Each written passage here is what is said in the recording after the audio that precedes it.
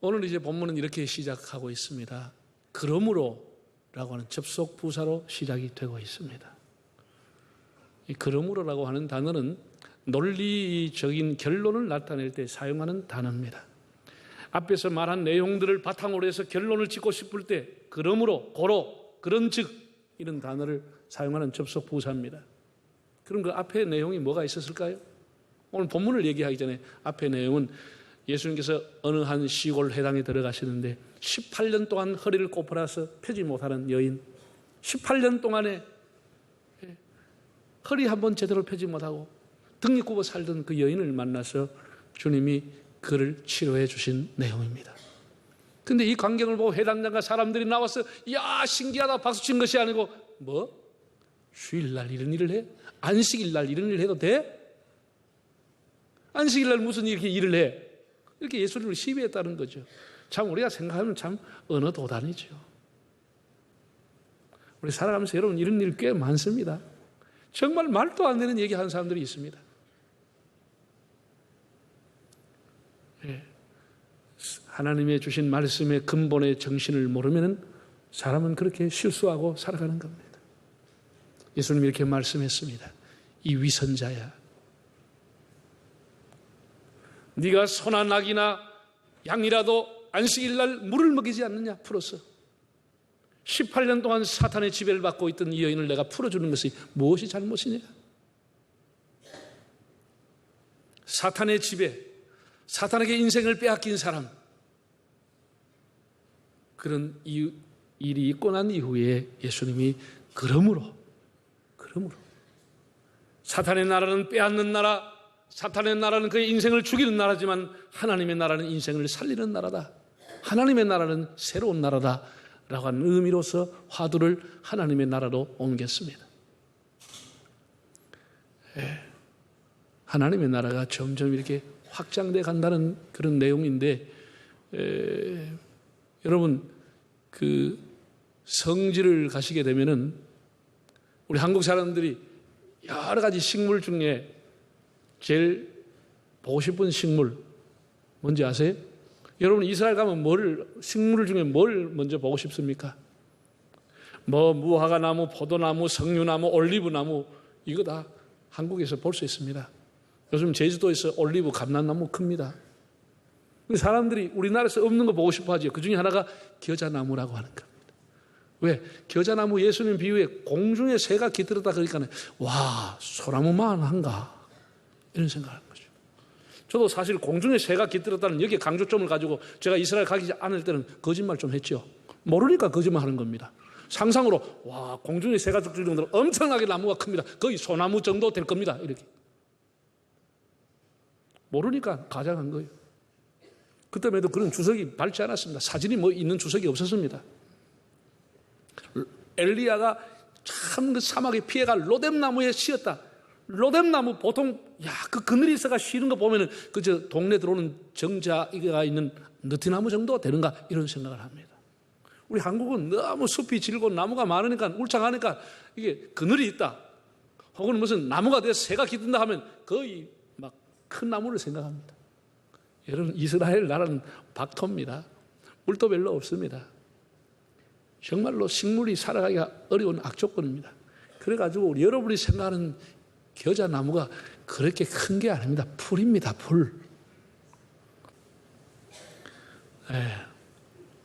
공중에 새가 깃든다 그러지만 뭐 꼭 큰 나무를 해야 공중에 새가 깃든 건 아닙니다. 여러분 낙동 강변에 보면 갈대숲인데 갈대숲에 온갖 새가 다 있습니다. 갈대 속에서도 새가 수많은 종류의 새가 거기서 둥지 틀고 살아갑니다. 널리 흔하게 있는 잡초풀. 이럴 풀을 그냥 정원에 심을 필요가 없습니다. 아무 데나 잘 자라는데도 불구하고 그걸 오늘 성경에 보니까 채전에 심었다. 밭에 심었다. 어리석은 일이죠. 그런 걸 심는 사람이 없지요. 밭에다가. 여러분 밭에다가 그 잡초풀 같은 걸 시켜놓으면 잡초라고 하는 성격이 뭡니까? 생명력이 왕성하고 뻗어나가기 때문에 여기서 한 주간 동안 김 매기 시작해서 저 김 끝나면 여기 다 잡초가 자라기 시작합니다. 그게 잡초의 생명력입니다. 이게 이 겨자씨라고 하는 거. 그런데 자라고 보니까 그냥 풀은 아니고 한 3m 정도까지 자라더라는 거예요. 자라더라는 거예요. 나무 얘기가 나서니까 제가 한 가지 말씀을 드리면은, 여러분 세상에서 제일 느리게 자라는 나무가 뭔지 아세요? 우리나라에서도 심어놓으면 아주 느리게 자라는 속도가 느린 나무가 있습니다. 주로 향나무 이런 계통, 주목 이런 거 크게 안 자랍니다. 향나무 400년 된 향나무 내 키도 안 됩니다. 400년 동안 먹고 자랐는데도 제 키만큼 못 자랍니다. 세계에서 제일 더디게 크는 나무는 멕시코의 디운 예둘이라고 하는 나무인데 1년에 평균 0.7mm 자란다는 거예요. 그럼 여러분 감이 안 오지? 100년 동안에 7cm 자라는 거예요. 그럼 감이 옵니까? 100년 동안 먹고 자라는 게 손가락 요만해. 그러니 이 나무가 진짜 얼마나 늦게 자라는지 보는 사람은 속 터지겠죠. 안 자란 거죠. 100년에 7cm니까 안 자란 거죠. 그렇게 느리게 자라는 거예요. 또 그런가 하면은 세계에서 가장 빨리 자라는 나무는 아무래도 열대지방에 있겠죠. 말레이시아 시바라고 하는 지역에 자라는 알비치아 팔거타라고 하는 나무인데 요거는 12개월, 1년에 그냥 10m씩 커버린 거예요. 1년에 10m 쭉 올라가 버린 거예요. 그리고 우리나라 대나무하고도 비교도 안 되죠. 엄청나게 빨리 자랐죠. 예. 현재 가장 키가 큰 나무는 미국 캘리포니아 쉐케이아 국립공원에 있는 아메리카 삼나무라고 하는 게 바닥에서 그 길이가 110m라는 거예요. 지금 제일 큰 나무가 110m입니다. 예. 그리고 가장 뚱뚱한 나무, 이탈리아의 유럽 밤나무라고 하는 나무인데 둘레 직경이 58m. 그리고 한 2m 잡았을 때 30명이 둘러서야 겨우 되는 58m짜리 직경이 나무가 있다는 거예요. 이게 무슨 뜻이죠? 하나님은 너무너무 다양한 것을 좋아하시는 거예요. 식물을 만들어도 똑같은 게 하나도 없는 거예요. 동물도 똑같은 게 없는 거예요. 사람 똑같은 게 없는 거예요. 요새 애들이 왜 비슷하나? 지 얼굴이 아니기 때문에 비슷한 거예요. 자꾸 사진 갖다 놓고 해달라고 비슷하게 나와버려. 그렇지. 원래는 다 다른 거예요. 다 다른 거예요. 하나님은 똑같은 거. 다양하게 만든 식물도 이렇게 느려 터지게 큰 놈 있나 하면 1년 만에 그냥 쫙 10m 커버린 거예요. 이게 하나님이라. 하나님. 사람 생각 다 달라요. 새도 여러 종류가 많아요. 여러분, 새 중에 제일 빨리 날아가는 새가 뭐죠? 눈깔짝할 새. 그 옛날에 다 배웠잖아요. 새 중에 진짜 새가 뭐예요? 참새 아니에요.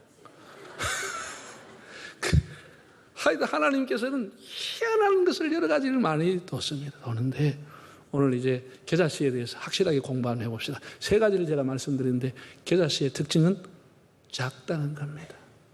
작다는 겁니다. 네, 아까 보셨잖아요. 사진에. 우리나라 사람은 작다고 표현할 때 뭐라 그러죠? 콩알만하다. 좁쌀만하다. 사람 소가지가 좁쌀만하다. 작고 작다는 거예요. 그 다음에 월급 받으면 뭐라 그래요? 월급 쥐꼬리만하다. 이 작다는 거예요. 나는 사자꼬리만하다는 사람 들어본 적이 없습니다. 쥐꼬리가. 그러면 유대인들은 작다는 표현을 뭐라고 했느냐? 뭐라고 했을까요? 저건 정말 겨자씨 같다. 이렇게 그렇게 내려오는 얘기가 그렇게 작다고 하는 것의 대명사가 겨자씨입니다. 그 흔하고 보잘것없는 작은 씨를 밭에다 갖다 심었다. 이게 무슨 뜻이죠? 당시 유대인들은 우람한 거목 같은 로마 사람에 비해 작고 초라하고 별 볼 일 없는 민족이었습니다. 가난하고 자초처럼 짓밟히고 버려진 사람들, 그 중에서도 더구나 병든 사람들, 이방인들, 세리들, 창기들, 정말 멸시받는 사람의 대명사입니다. 버림받은 사람, 작은 자의 대명사입니다. 예수님께서는 이 보잘것없는 사람들을 통해서 하나님의 나라가 이루어질 것이라고. 지금 예수님을 따르는 이 제자들이 초라하고 보잘것없지만 이들을 통해서 하나님의 나라가 확장돼 갈 것이라고. 그리고 언젠가는 새가 깃드는 나무가 될 것이라고 하는 그런 비전을 말씀해 주었습니다. 예, 겨자씨가 아주 작지만 결국은 자라서 하나님 나라가 이렇게 확장된다는 뜻입니다. 예, 정말 놀랄 일 아닙니까? 제가 그저께 돌아와서 이제 설교 제목을 줬습니다. 그랬더니 행정목사가 전화가 왔어요. 목사님, 이 제목이 맞습니까? 그 제목이 겨자씨 한날과 경악 이래서 나왔거든요. 목사님이 경악이라는 이 제목이 맞습니까? 그래서 그래, 교인들이 또 경악하려 바꿔라. 그래서 막 놀라움이라고 바뀌었습니다. 경악이라고 하는 게 뭡니까? 놀래다는 뜻 아닙니까? 사람이 경악한다. 서프라이즈, 놀랜다. 어메이지, 놀랜다. 이 겨자씨 한 날이 너무너무 커버리니까 놀라는 거예요. 세상이 작은 것이 어떻게 저렇게 큰 나무가 될 수 있냐. 제가 우리 애를 키울 때 우리 애가 태어났던 교회, 우리 애가 돌지냈던 그 교회 한 10년 이상 나와 다른 게 있다가 휴가를 얻어서 그 애가 태어났던 그 교회 애를 데리고 갔습니다. 들어갔더니 장로님, 집사님, 권사님들이 와서 우리 애를 보고 야가 가 맞습니까? 내가 가가 가시더. 왜? 자기들이 생각하고 있던 포대기 안고 있는 애 이미지, 물론 컸을 거라고 생각하지만 걔가 훌쩍 이렇게 커버렸다는 게 서프라이즈, 놀라. 이게 하나님의 나라라는 거예요. 이게 하나님 이렇게 자꾸 이렇게 됐다라는 거예요. 사도행전 4장에 보면 이런 내용이 나옵니다. 베드로가 요한이 성전에 들어가다가 미문 앞에 40년 된 안지맥이 일으킨 사건이 있습니다. 그리고 난 뒤에 베드로가 거기서 수많은 사람 앞에 5,000명이 모인 사람 앞에 설교를 시작하는 거예요. 그 사도행전 4장이 이렇게 기록됐습니다. 거기에 왔던 사람들이 우리와 같은 학문이 없는 범인으로 알았다가, 보통 사람, 학문이 없는 사람, 별로 말주변이 없는 어부에 불과했던 저 사람이 기탄 없이 담대하게 조리 있게 말하는 거 보고 경악해버리는 것이에요. 경악해버리는 것이에요. 어떻게 저 사람, 어떻게 고기 잡던 저 사람, 어떻게 과거와 우리와 같이 한 동네 자랐던 저 사람이 저렇게 대단한 사람, 능력 있는 사람, 안진맥 일으키는 사람, 저렇게 담대하게 말하는 사람이 됐을까? 이게 하나님의 나라라는 거예요. 하나님의 나라. 사람을 경악시키고 사람을 놀라게 하는 게 하나님의 나라라는 거예요. 여러분, 여러분들의 과거를 알고 있고, 여러분들의 학창시절, 여러분들의 젊은 시절, 그리고 여러분들이 옛날에 같이 20년, 30년 살았던 이웃 동료들, 이웃 사람들이 여러분을 만나가지고 우와, 정말 당신이 예수 믿더니 세상에 미꾸라지 용됐네. 이게 하나님의 나라라는 거예요. 세상에 예수 믿기 개천에 용 났네. 용하고 예수하고 좀 안 맞습니다만 어쨌든 표현은 사람들이 그렇게 하지 않소. 진짜 예수 믿더니 너무너무 사람이 달라졌다. 이게 하나님의 나라라는 거예요. 하나님의 나라. 그때는 이제는 똑같으면 안 되란다는 거예요. 누룩이 퍼지듯이 내적인 변화와 겨자씨의 외적인 변화처럼 안가밖이 변화되는 것, 거듭나는 것, 삶의 질이 바뀌어지는 것이 하나님의 나라라고 하는 거예요. 하나님의 나라.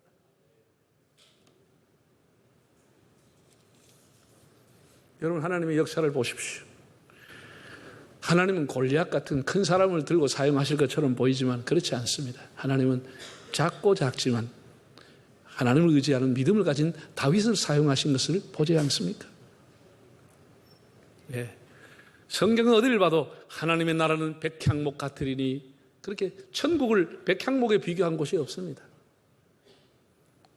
네. 우람하고 듬직하고 곧게 쓰고 가격도 좋고 벌레도 먹지 않은 1등급 목재, 하나님의 나라는 백향목과 같은 것이다. 하나님 그렇게 말하지 않았습니다. 네. 솔로몬이 가지고 와서 하나님의 성전을 지었죠. 백향목. 지금도 레바논이라고 하는 나라의 국기는 그 중간에 백향목이 그려져 있습니다. 그 레바논을 대표하고 상징하는 것이 백향목입니다. 당시의 로마 제국은 백향목같이 우람하고 휘풍당당했습니다. 로마의 문화, 그들의 법률, 그들의 정치, 그들의 군사 다 뛰어났습니다. 과히 세계의 중심국가로서 전혀 손색이 없었습니다. 거기에 비해서 피식민지로 살아가는 이스라엘 백성들, 가혹한 세금으로 시달리고 중노동의 강제노역에 강제징병을 당할 수밖에 없었고, 이런 사람들이 세계의 최강 군대인 로마 앞에 돌과 맨종을 가지고 독립운동을 한다고 하는 것, 비교가 안 된 일이죠. 그러나 예수님은 그 가난하고 힘없는 이스라엘을 겨자씨에 비유하면서 그들을 통해서 하나님의 나라를 이루어 가실 거라고 말씀을 했습니다. 작은 자가 천을 이루고 약한 자가 강한 자를 이기고 미련한 자가 지혜로운 자를 이기는 이것이 하나님의 나라의 속성이라고 하는 것을 가르쳐주고 있습니다. 작은 것이 하나님의 나라를 이룬다고 하는 겁니다. 하나님의 나라는 가난한 마음, 작은 자를 생각하는 마음, 겨자씨와 같은 사람도 존중히 하는 마음, 이게 하나님의 마음이라는 거예요. 여러분, 하나님께서 우리를 보고 백향목이 되라고 하는 것이 얼마나 감사한지. 만약에 하나님이 우리를 보고 천국은 백향목 같고 너희는 백향목 같이 되라고 했다고 하면 우리는 늘 좌절감과 패배감과 열등감 가운데 살 수밖에 없습니다. 고맙게도 하나님은 너희는 겨자씨와 같다고 했습니다. 잡초폴입니다. 낙심할 필요가 없습니다. 작다고 기죽을 필요 없고 오병이어라고 부끄러워할 필요가 없고 엽전 두 푼도 부끄러워할 필요가 없고 하나님의 나라는 원래 작은 데서부터 원래 바닥에서부터 시작하는 것이라고 주님이 말씀을 했습니다. 우리를 백향목이라고 비유하지 않고 겨자씨에 비유해 주신 주님의 은혜가 얼마나 감사한지.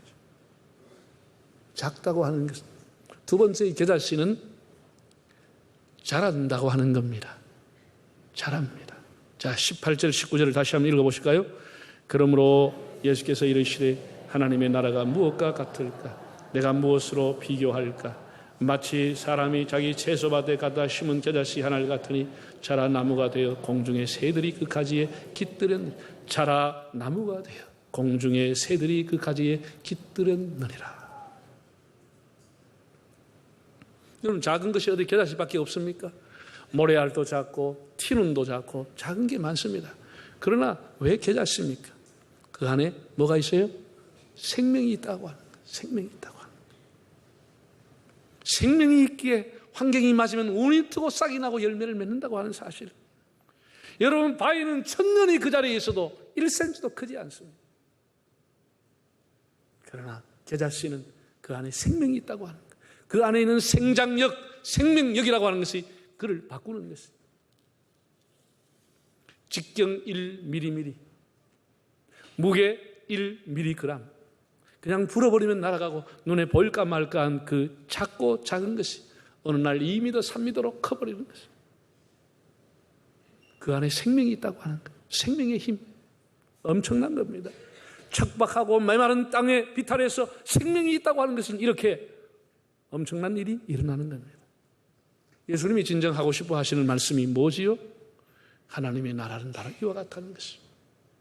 예수 그리스도의 생명, 복음의 생명을 간직하는 사람은 반드시 그 인생은 변화가 된다고 하는 사실입니다. 예수님을 따르는 사람 미약하게 출발했지만 그들은 창대하게 되었습니다. 여러분, 베드로와 요한을 보십시오. 은과 금은 내게 없거니와 내게 이른 것으로 네게 주노니 나사렛 예수의 이름으로 일어나 걸으라고 했습니다. 여러분, 앞날이 불투명합니까? 여러분의 직장이 위태롭습니까? 여러분이 직장을 잃었습니까? 사업이 어렵습니까? 수입이 줄었습니까? 여러분에게 은과 금과 예수가 없으면 불행한 삶을 살게 됩니다. 그러나 은과 금은 없을지라도 예수를 소유하고 살아가면 그 안에서 풍성한 삶을 살아갈 수가 있습니다. 생명이 있다고 하는 것은 언제나 가능성이 있고 소망이 있고, 생명이 있다고 하는 것은 언제나 바꿀 수 있는 가능성이 있는 것입니다. 예수님의 복음, 예수님의 진리, 예수님의 생명이 우리 안에 있다고 하는 것이 얼마나 희망인지. 눈물 흘리고 씨를 뿌리면 그 사람 반드시 하나님 주시는 열매를 얻게 됩니다. 작지만 생명이 있다고 하는 것. 마지막 세 번째, 공중의 새들이 그 가지에 깃들었느니라. 참, 다시 한번 생각해도 이 말씀이 얼마나 귀한지.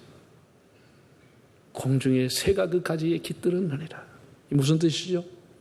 좀 전에 말씀했던 하나님의 나라는 사탄처럼 빼앗는 나라가 아니고 하나님의 나라는 섬기는 나라요, 봉사하는 나라요, 제공하는 나라임을 우리에게 가르쳐주고 있는 것입니다.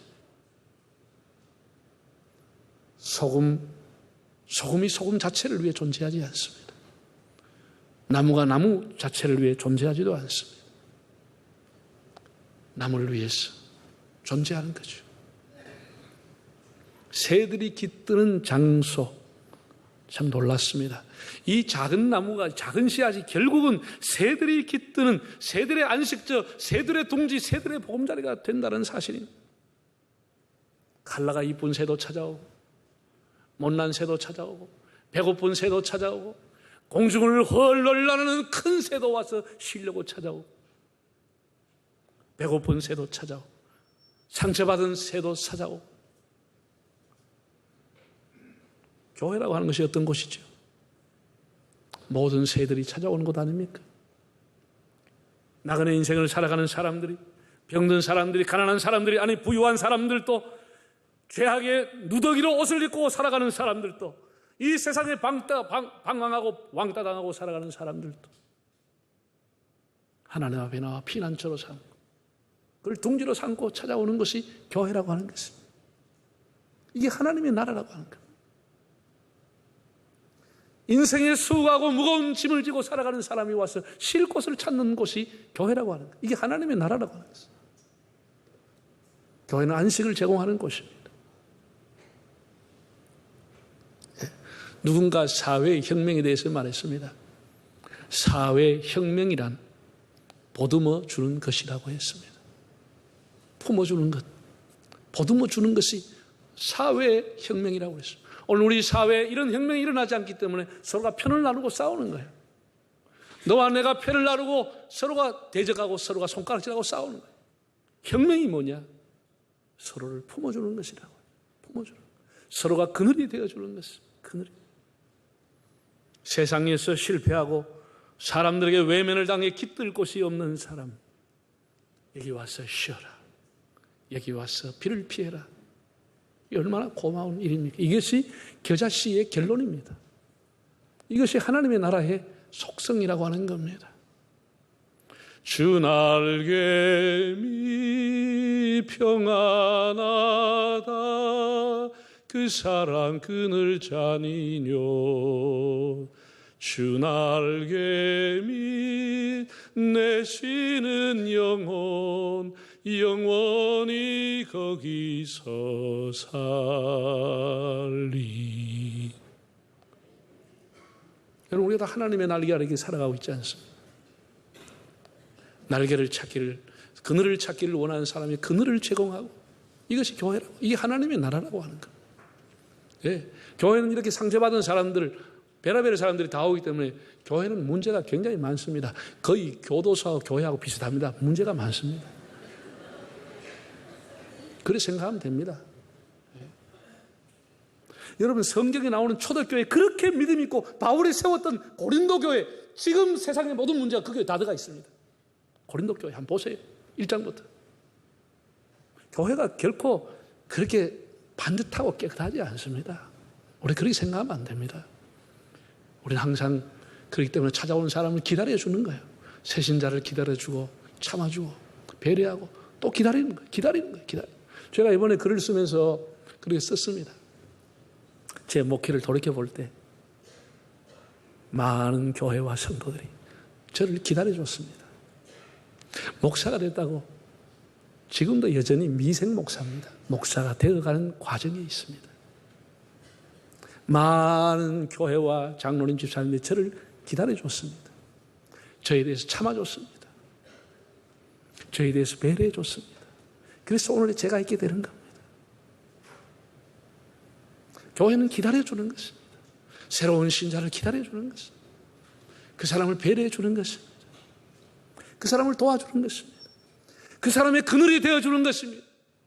그것이 교회, 그것이 하나님의 나라라고 하는 것입니다. 부족한 사람, 허물 많은 사람들이 모여 부딪히며 싸움하는 것이 아니고 서로가 날카로운 것을 뒤로 미루고 서로를 보듬어 주는 것입니다. 그게 교회라고 하는 겁니다. 사랑하는 여러분, 예수 그리스도는 겨자씨처럼 작고 비천하게 아무도 모르게 저 시골에 왔습니다. 정말 겨자씨처럼 조용하게 왔습니다. 세상에 조롱받고 핍박받으며 십자가의 감옥의 제물이 되었고, 하나님은 놀랍게 온 세상을 그의 나라로 만들어 주었습니다. 온 세상이 그의 날개 아래 안식을 얻고 있습니다. 그를 따른 갈릴리의 제자들도 예수님처럼 겨자씨처럼 출발해온 그런 존재였습니다. 그러나 그들에 의해서 온 세계 주님의 나라와 주의 교회가 세워져 있습니다. 오늘 겨자씨의 비유 첫째가 뭐라고요? 예? 작다고 하는 것. 작다고 하는 것. 우리 다 보잘것없는 잡초풀에 불과한 사람들이에요. 두 번째는 작지만 어떻게 해요? 그 안에는 예수의 생명이 있다고 하는 것. 이것이 우리의 가능성, 이게 능력이라고 하는 거예요. 생명이다. 그리고 이 생명이 자라서 결국은 겨자씨가 어떻게 된다고요? 사람들의 그늘이 된다고 하는 거예요. 모든 공중의 새들이 힘을 얻는 그늘이 된다고 하는 거예요. 이것이 하나님이 오늘 우리 시대에 주시는 하나님의 나라와 교회의 속성이고 우리가 해야 될 일들입니다. 겨자씨와 같은 그런 축복이 교회와 여러분에게 있기를 바랍니다.